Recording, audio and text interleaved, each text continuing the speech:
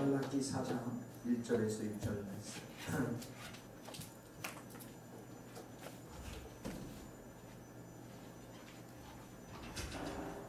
말라기 4장 1절에서 6절 말씀입니다.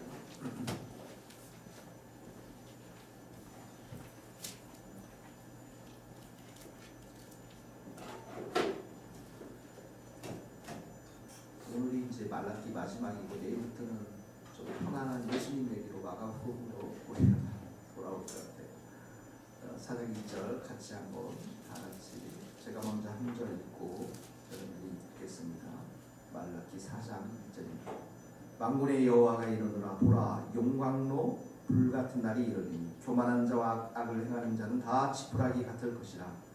그 이르는 날에 그들을 살라 그 뿌리와 가지를 남기지 아니할 것이로되 이르는 경외하는 너희에게 공의로운 이가 떠올랐으니 치료하는 방송을 비추니 너희가 나가서 외양가에서 나와 송아지 지키리라.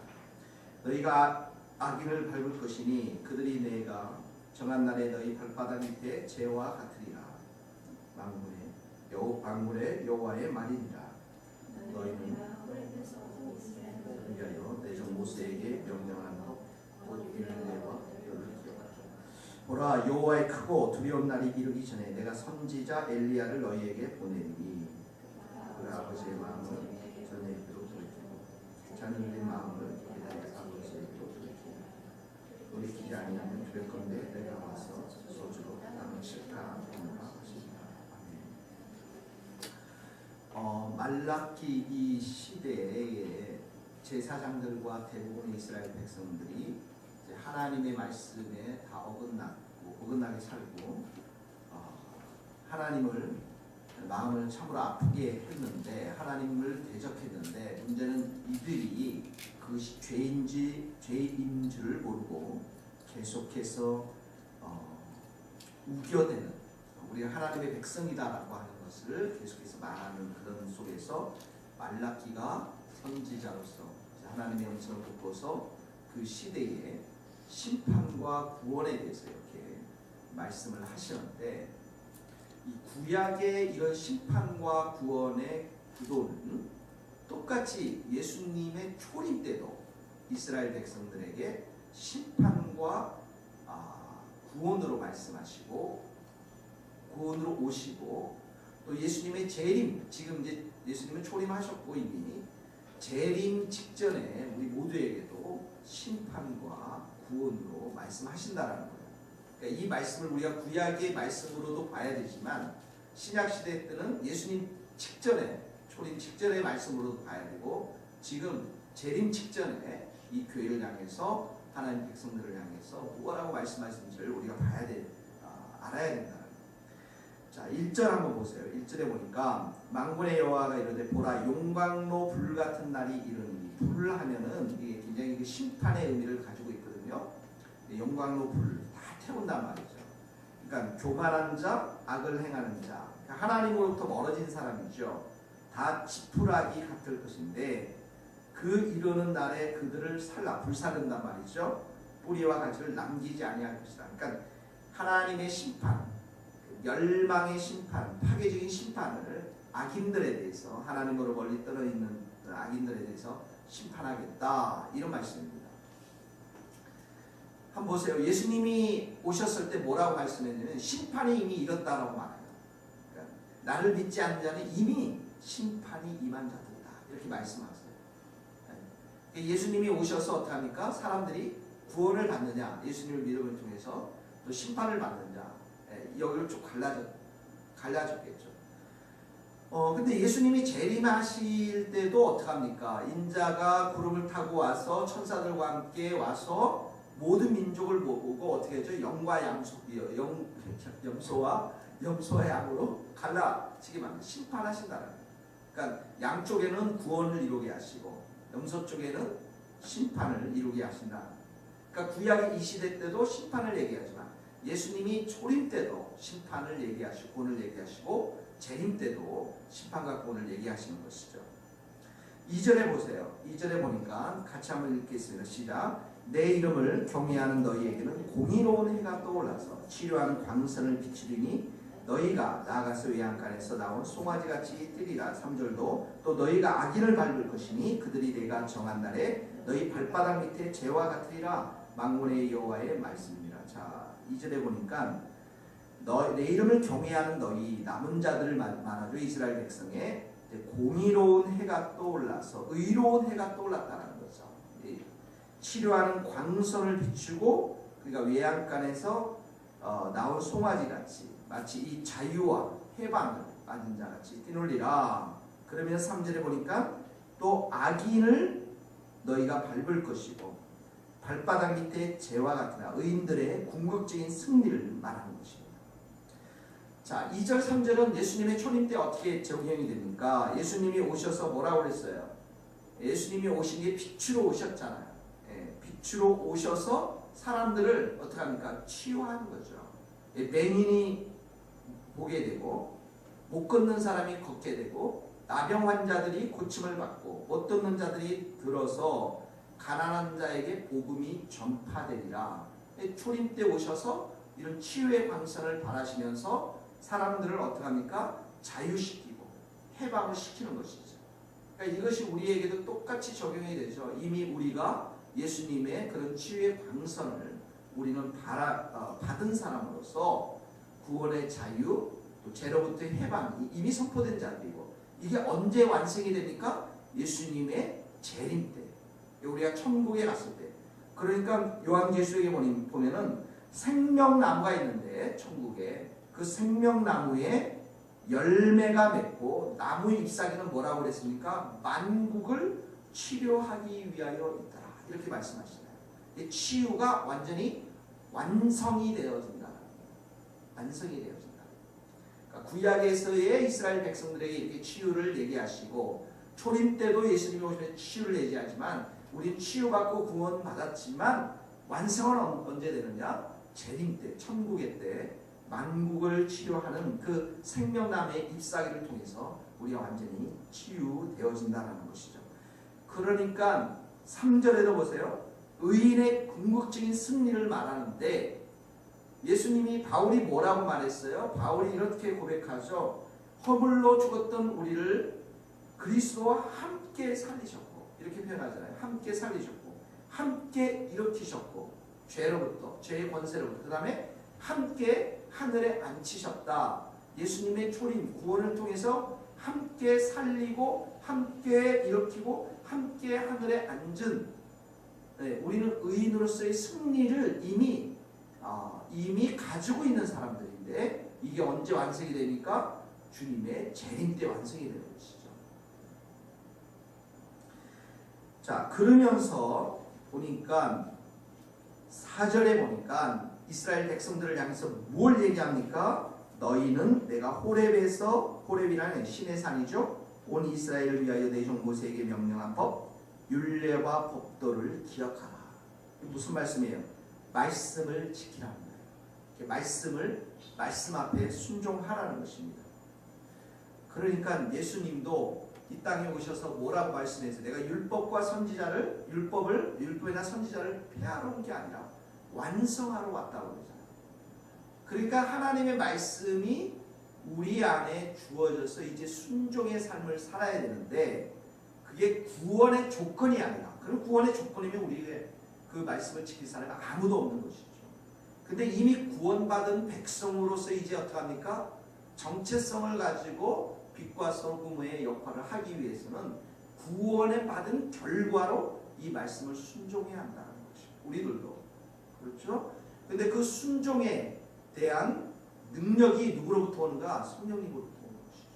성령의 역사심으로 인해서. 우리 안에 보혈의 능력으로 인해서.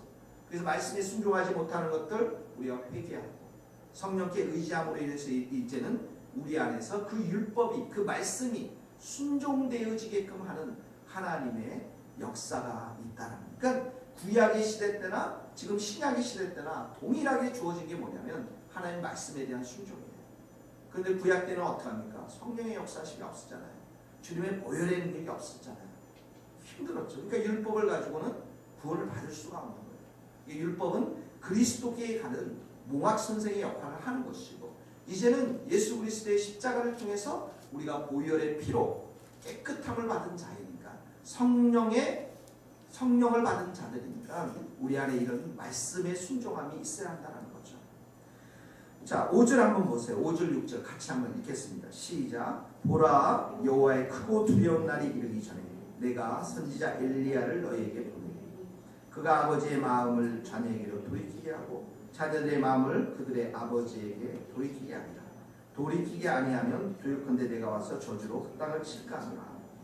자, 5절에 보니까 여호와의 크고 두려운 날, 여호와의 크고 두려운 날, 심판의 날이죠. 또 의인들에게는 구원의 날이고. 자, 그런데 엘리야를 보낸다고 말씀했습니다. 엘리야. 누가복음 1장 17절에 보면 이런 말씀이 있어요. 그가라는 것은 세례 요한을 말해요. 그가 엘리야의 신령과 능력으로 주 앞에 먼저 와서 아버지의 마음을 자식에게 그 소리는 자를 의인의 쓸기에 돌아오게 하고 주를 위하여 세운 백성을 준비하리라.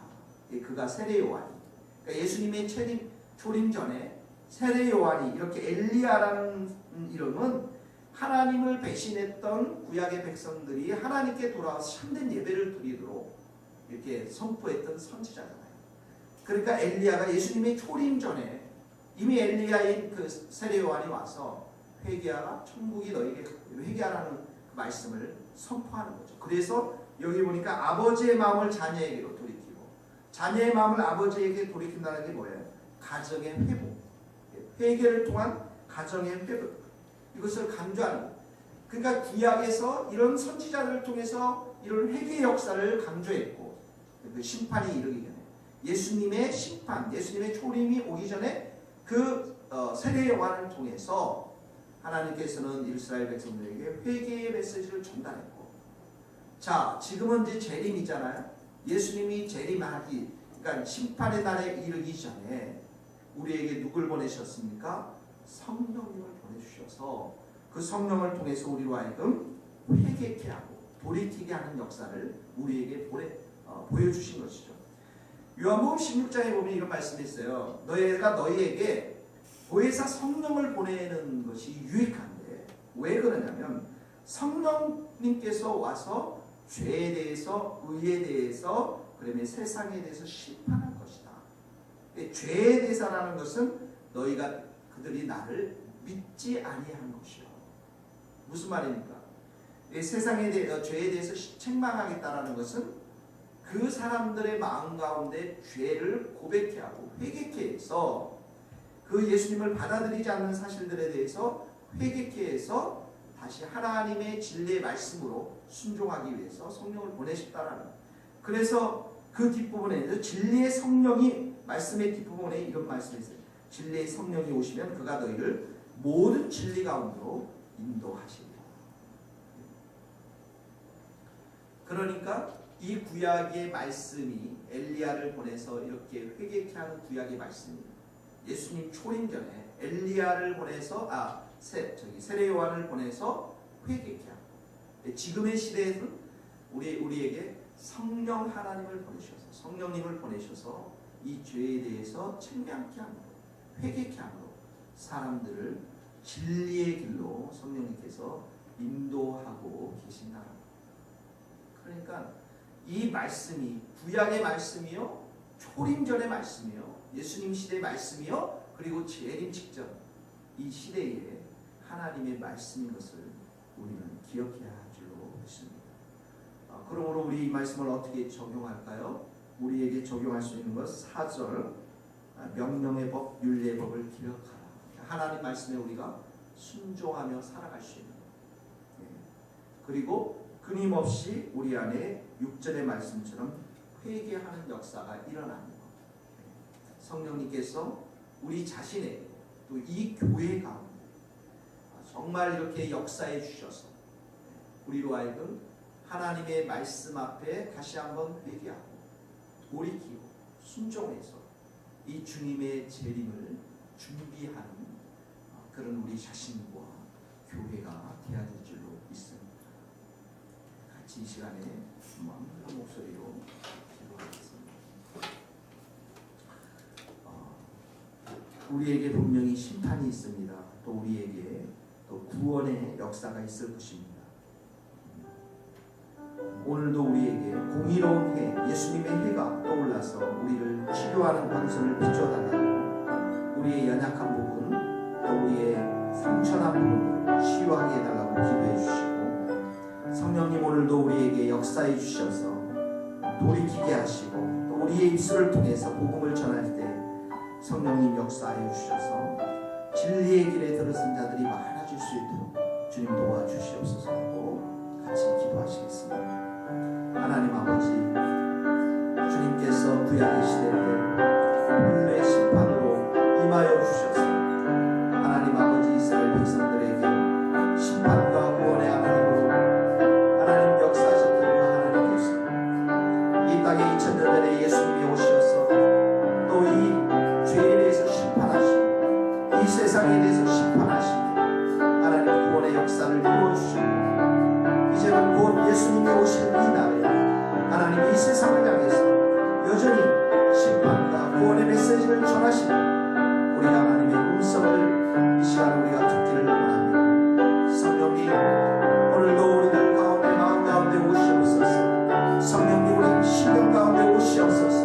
말씀에 불순종하는 모든 악한 마음들 성령의 불법으로 도와주시옵소서.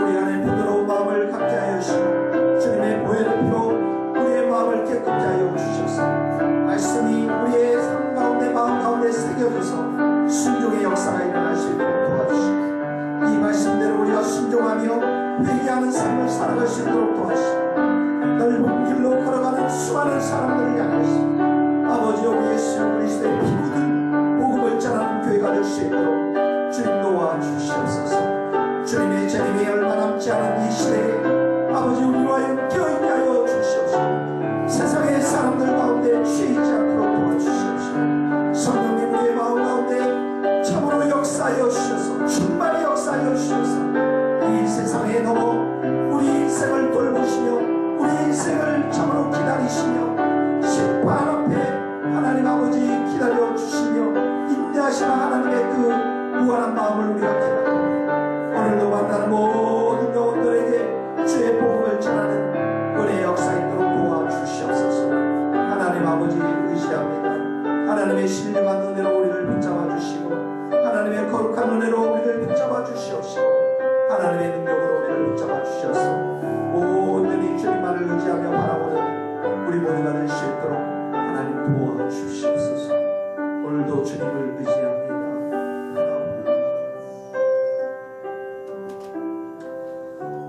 주님의 재림의 날이 얼마 남지 않은 이 시간에 불로서 심판하실 그 예수님, 천군 천사들을 대동하며 임금으로 왕으로 오셔서 모든 민족이 주님 앞에 서서 심판받을 그날을 하나님 우리가 생각하면서 이 시대에 우리가 깨어있는 우리 성도들, 우리 주님의 새 교회가 될 수 있기를 간절히 기도합니다. 하나님 아버지, 우리의 치료하는 광선을 받아여 주셔서 우리의 더럽고 취약하고 연약한 부분들 오늘도 구원의 빛으로 치유하여 주시옵시고, 오늘도 말씀을 따라 우리가 순종하며 살아갈 때 성령님 힘주시고 진리의 길로 들어설 수 있도록 도와주시고, 주님 오늘도 회개의 역사가 우리의 마음 가운데 깊이 참으로 있게 하여 주셔서 주님과 동행하며 주님을 의지하며 주님의 재림을 준비하는 우리 개인과 교회가 될 수 있도록 주님 축복하여 주시옵소서. 우리 주님의 새 교회를 긍휼히 여겨 주셔서 우리 모든 성도들이 깨어 주님 앞에 나아가 기도하며 주님의 그 왕되신 주님의 재림을 우리가 기다리며 하나님 복음을 열심히 전하는 주의 은혜의 교회가 될 수 있도록 축복하여 주시옵소서. 성령님 오늘도 환영하오니 우리의 심령이 충만히 역사하여 주시고 세상의 것에 흔들리지 않도록 도와주시고 은혜 충만, 믿음 충만, 성령 충만함으로 오늘 살아갈 수 있도록 도와주옵소서.